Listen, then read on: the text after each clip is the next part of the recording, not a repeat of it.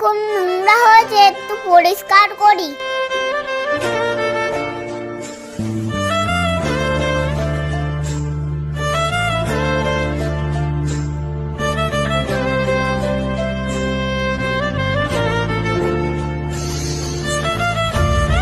কতদিন সাইকেলটা মোছা হয়নি।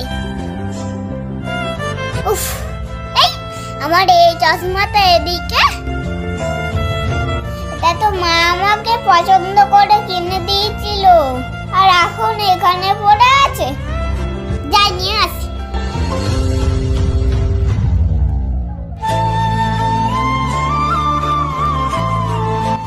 সেই মজা, কতদিন পরে এই চশমাটা আমি পেলাম। জিনিস পুরনো হলেও তার কদর করতে শেখো বন্ধুরা।